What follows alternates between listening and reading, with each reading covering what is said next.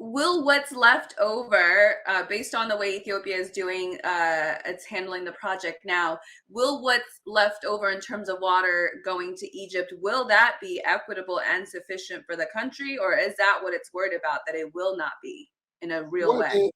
the the the thing is that if because the dam is a hydroelectric dam, it's not designed to divert water. It's not an irrigation dam. So when the dam is completed and is fully filled, it will not be diverting any water, say, into agriculture. Ethiopians have not yet said anything about agriculture. This is an electric dam. So when it is completely filled, when water comes in, say, during the rainy season, after it is filled, the water will just overflow and go directly to Egypt. There may be some hydrological, technical issues involved in that, but in general, when the water comes, once the dam is filled, when the water comes into the dam, it will simply just go over and flow down to Egypt. So Ethiopians are saying the only issue we have now is about filling, how fast to fill it. Because if you fill it too fast, then you might have a problem with water going down, because the filling process is actually an interruption in the flow of the water, because you're basically going in and putting like a piece of wood and preventing all of the water from passing through. So that's what the dam is doing. The dam is catching some of the water. So what Ethiopians are saying is that once the dam is completely filled, after that, there should not be any interruption in the flow of water to Egypt. Now, there may be a problem if there's a drought. So what the Ethiopians were saying was, let's come up with a formula to manage drought, so that if there's a drought, Ethiopians will be required to release some water from the dam to mitigate the drought. And the agreement that the US Treasury and the World Bank put together under the Trump administration did talk about drought. But what the Ethiopians were saying was that that agreement left mitigation for droughts entirely in the hands of the Ethiopians, meaning that what the agreement basically was saying was that if there was a drought, Ethiopia should release enough water from the dam to allow Egypt to continue to receive its 55.5 billion cubic meters. So, but Ethiopians were saying, no, what should happen is that if there's a drought, all three countries should share in mitigating the drought. Ethiopia should not be the only one allowed to deal with the drought, but that all, in other words, one way to interpret that simply means that if there's a drought, then Egypt and Sudan may have to go without some. They may have to go without some water as part of the process, and then Ethiopia will be required to release some water, and so the three countries will share in the drought. So in the problem with the drought, or if there's a drought, or if there's a climate change, and so on and so on, the three countries should get together and figure out how to deal with it, so that they all suffer if there's a drought, and they all benefit if there is a big rainy season. You know what's interesting, what I think I hear you saying, correct me if I'm wrong, is for decades, Egypt has sort of been, handling this water on its own, and then bringing in Sudan to some extent. And now these three countries, along with Ethiopia, really are going to be married because of this project, right? And their fates are actually going to be intertwined in terms of water use. And so in a way, they either are going to learn how to work together, or as you as the book says, mentioned several times, this is going to be a source of continued conflict. Do you see Egypt, which has had pretty much all of the control of the water coming from the Nile River thus far, do you see Egypt letting up a little bit because out of just the necessity? And how much, I'm curious what you think about how much of the current conflict do you think is instigated or coming from Egypt, the current conflict in Ethiopia? Well, I think that Egyptians do not really have that much of a choice but to reassess their position, primarily because the dam is already built. And in addition to that, the Sudanese are beginning to see benefits from the dam. Uh, the dam is, when it is fully operational, would allow Ethiopia to produce as much as 6,000 megawatts of electricity. That's a lot of electricity, much more than Ethiopia can use. And so Ethiopia is planning to sell some of that electricity to neighboring countries, and Sudan would be one of those countries to benefit. So Sudan sees a very big benefit in terms of rural electrification in the country. Now, the dam can also allow for flood control, a problem that Sudan has been suffering from for many years. And so the dam would benefit Sudan in terms of flood control. In addition to that, sediment. Uh, Sudan has its own dams, and the good may actually improve efficiency of Sudanese dams. And so what we have seen in the past few years is that Sudan has become less rigid and is beginning to appreciate the position that they find themselves in with respect to Ethiopia. And so if that is true, then Egypt will have to readjust its position, because the position that they are holding now does not make sense if you look at it very critically, because you cannot expect a country like Ethiopia that provides over 85% of the water flowing to the Nile to be allowed not to use any of those waters. It simply doesn't make any sense. And so, given the fact that the dam is completed, it is operational, I think that Ethiopia is now in a much better position to negotiate with Egypt. And if the Egyptians continue to be stubborn, they are going to find themselves in a very difficult position. I'm not saying that the Ethiopians should cut off water flowing to Egypt. That would be a terrible thing for them to do, and that would be a cruel thing for them to do, primarily because we all know that it is a fact that Egypt depends on the Nile for more than 90% of its fresh water. And so no one, either Ethiopia or anyone else, or any one of the upstream countries, use that against Egypt. What I think the Egyptians need to do is understand, as you just said, that now the three countries are literally married, and they should start thinking of themselves not as independent countries when it comes, as sovereign countries when it comes to water. They should look at themselves as one huge landmass, so that the allocation of waters from the Nile should be approached from a regional perspective, as opposed to from the point of view of independent countries within the area. I've argued elsewhere that if they look at it that way, from a regional perspective, then what would happen is that if there's a drought in some part of Egypt, all three countries should look at that as a problem that they themselves should sit together and solve. Or if it's a drought in northern Ethiopia, then the three countries should sit together and look at it as a problem that they need to solve, as opposed to just having each country think of itself. Because the water, the Nile River belongs to all 11 countries, not just to any one country. And if they look at it that way, I think they would reduce the conflict that they have right now, and begin to approach the Nile in a much better way. Is there precedent for that? Is there precedent for Egypt and Ethiopia working together this closely on anything, or would this be sort of the first time that they would have to recognize each other in this way? Well, I don't. I think that there are precedents, not very strong ones, but yeah, there are precedents. I mean, these countries have cooperated, maybe not formally, but informally, on fighting terrorism, extremism. They've cooperated in trade and economic development. So I don't see why they cannot continue to do so.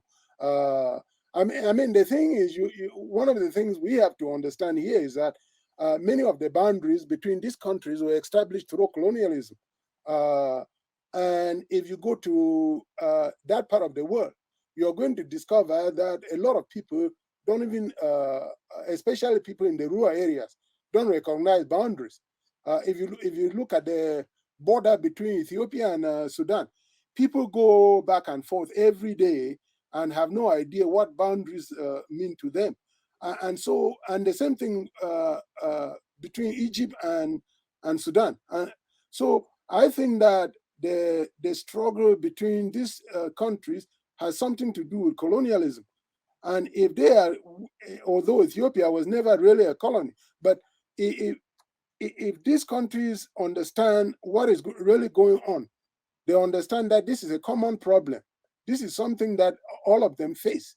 And there is no reason for them to start running around the world trying to find external groups to solve the problem for them. That is what I've said before, that Ethiopia, Sudan, and Egypt should sit down and talk to each other and try to figure out how to solve this problem, as opposed to going to Washington or going to the European Union and so on and so on, because the external actors have their own interests in the region.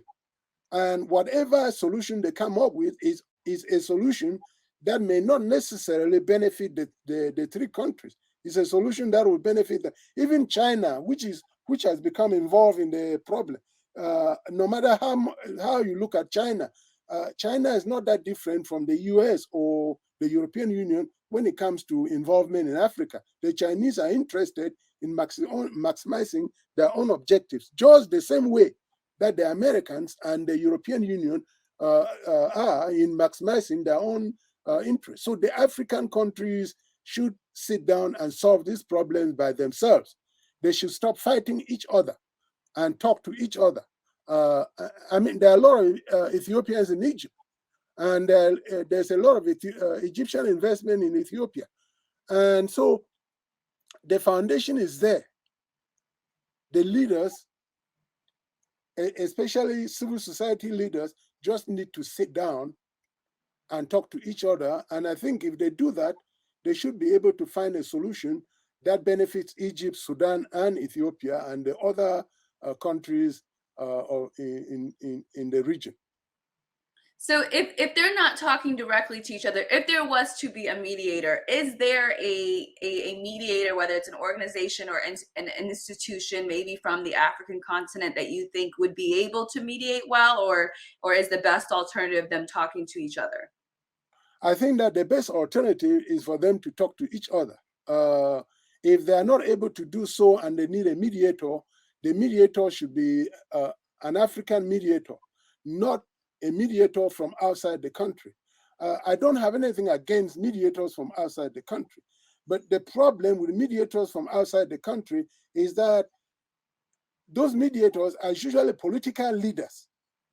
And political leaders are beholden to their own people. If you are the president of the United States or you are the secretary of state of the United States, your function is to maximize American objectives.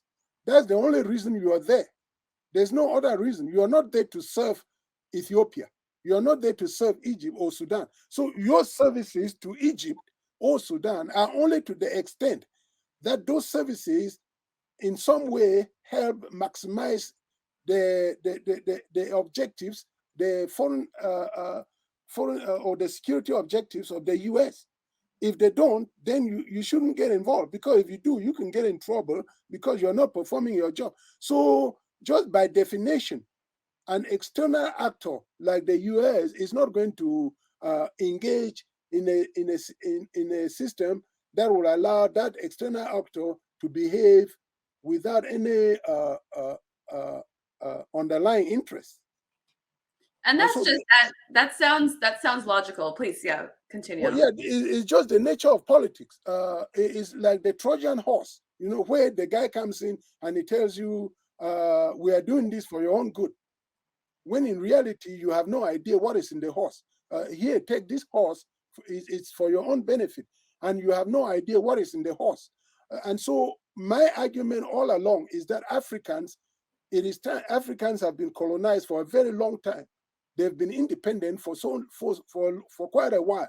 It is time for them to start solving their own problems. Because when you look around the world, I mean, you cannot imagine that there is a problem between two states in the US over some issue, and they go out of their way and invite an African country to come and resolve the problem for them.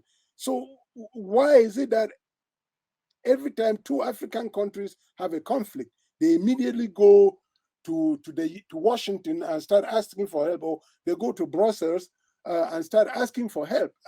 That doesn't make sense to me. I think that Africans need to start developing the capacities to be able to resolve the problems themselves. But there's a bigger issue here, and that is the fact that the Africans there in Ethiopia, in Egypt, in Sudan, they understand the problem more than the foreigner. No matter how hard you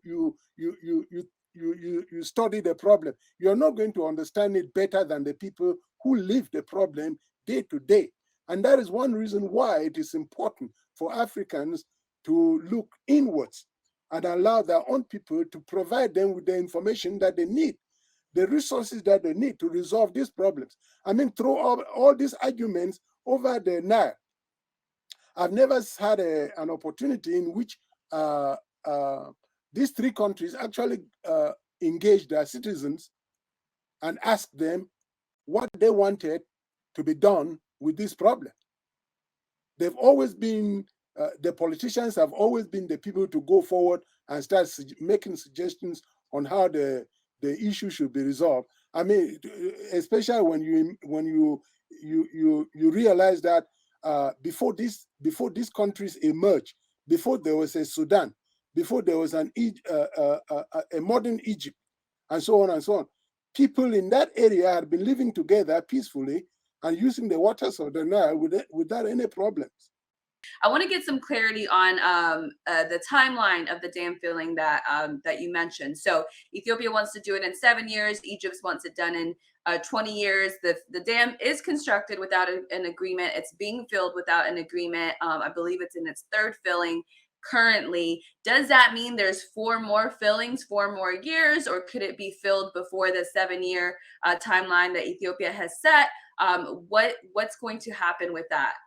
Well, the thing is, it's very difficult to determine how, you see, because the filling, the speed with which the Ethiopians will fill the dam is determined by the nature of the weather. You see, the previous 2 fillings went very well because there were heavy rains. We don't know what is going to happen in the future.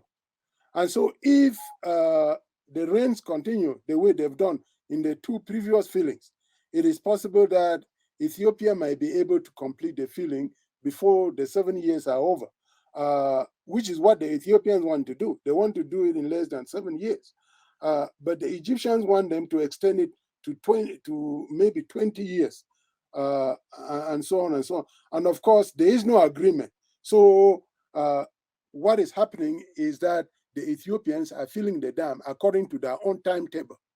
And it is not likely that there will be an agreement because the Egyptians have refused to give up the idea that the rights that they acquired from the 1959 agreement should be used as a baseline, as long as they continue to make that argument that those rights be used as a baseline.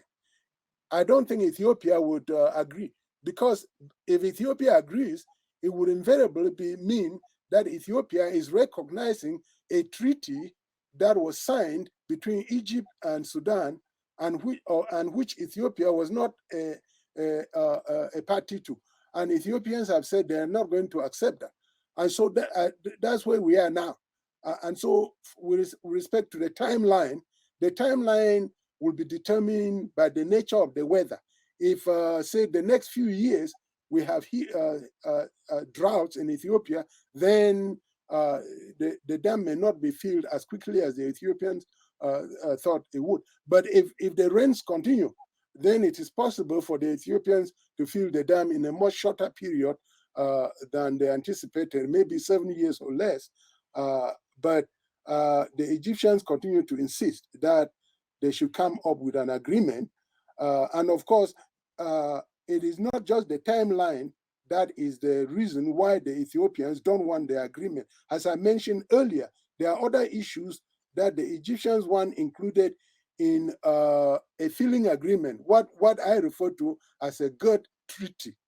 There are other issues that the Ethiopians do not want to accept, and that is an Egyptian station at the dam, a diplomatic station at the dam for Egyptians to monitor.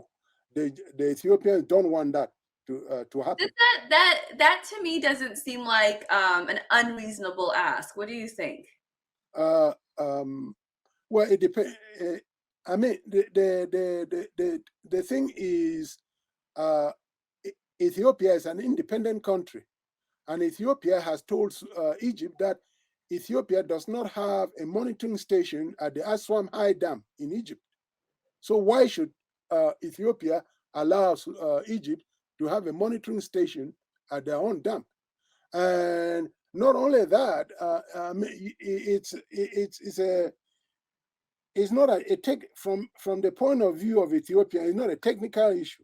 It's an issue of sovereignty, because they believe that if the Egyptians are allowed to come to Ethiopia and begin to dictate policy on how Ethiopians manage their natural resources, then Ethiopia would have lost sovereignty over their own country. Now, what do you think about, so if they were really to come to an agreement on how to that really works for everybody, what do you think about, there being Ethiopians in Egypt sort of being monitors, and in all the three countries? I mean, if you're going to work together to that degree, and if everyone has monitors from different countries in each country, would that be something that makes sense, or is this just something that Egypt is offering that really doesn't have any value? Well, I really don't think that the Egyptians will allow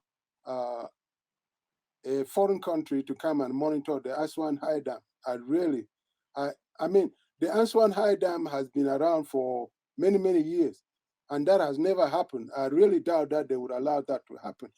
The second thing is, I don't really see what the benefit of such a monitoring station would be, because this is a hydroelectric dam. Once it is filled, there would be issues, but you can be informed of those issues without having a monitoring station. Because that would be why you sign a treaty, right? So that you can actually right, that's why you sign a treaty. So that's why I suggested the good treaty, that they had come up with a good treaty, so that what the good treaty could do could require Ethiopia, for example, as it would at the Aswan High Dam, it could require Ethiopia to inform the other countries about water levels in the dam every so often. So Ethiopia would have to generate statistics, which are not very difficult to generate, especially given the technology that we have today. So Ethiopia could generate statistics that are released to the other countries regularly. And occasionally, researchers from the three countries could visit the dam for research purposes. They will not be coming there as diplomatic representatives. They'll be coming there as researchers, maybe economists, lawyers, engineers from Egypt, Sudan, or maybe Kenya, Uganda. They could visit the dam as researchers and generate data that could be used to study what is going on with the dam, and so on and so on, just like we do with the Hoover Dam here in Nevada, on the border between Nevada and Arizona. Researchers from all over the world, they come over there and they get data and they study the dam.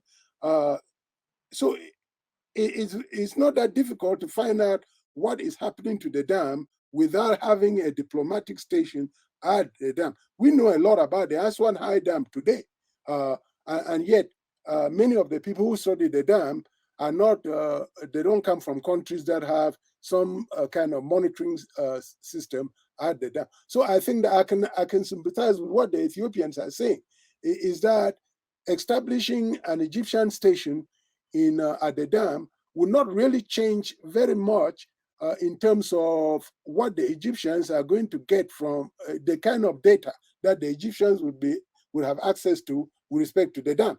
But it would interfere with Ethiopia's sovereignty, Ethiopia's territorial integrity, and I think that's what the Ethiopians are. That it is not my argument. It is an argument given by the Ethiopians, and I understand that Egyptians can get information from the dam that will allow them to understand what is going on with the dam without having a station, sort of a without monitoring having a station. So, Professor, how far do you think Egypt is going to go? I mean, the dam has been built without an agreement. It's in its third filling without an agreement. There's a current conflict right now, and there's a lot of talk about the fact that Egypt is fueling that conflict, although I don't have hard evidence on that. How far do you think Egypt is willing to go before it actually sits down and tries to come up with an agreement that fits all three countries? Well, the Egyptians have been good. The Egyptians have internationalized the conflict. They went to the UN Security Council.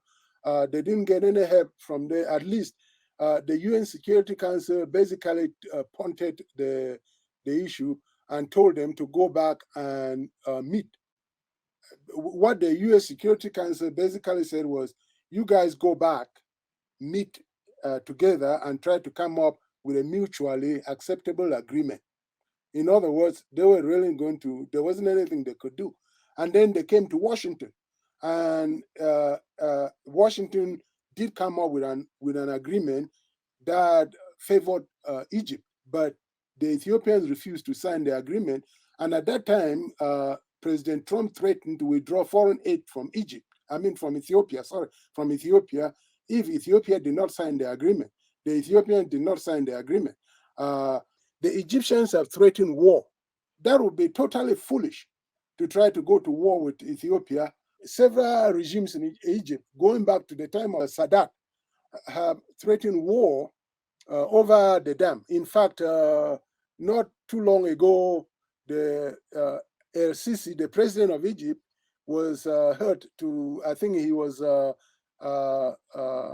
talking to the Chinese foreign minister when he threatened that if Ethiopia takes even one drop of Egyptian water, what he said was that all options are on the table, and Ethiopians understood that to mean war. But I think that it would be foolish for Egypt to attack Ethiopia over water, because if it did that, personally, I don't think it would succeed. Number one, Ethiopia is not the Ethiopia of 1990. Ethiopia is much stronger now, economically and militarily.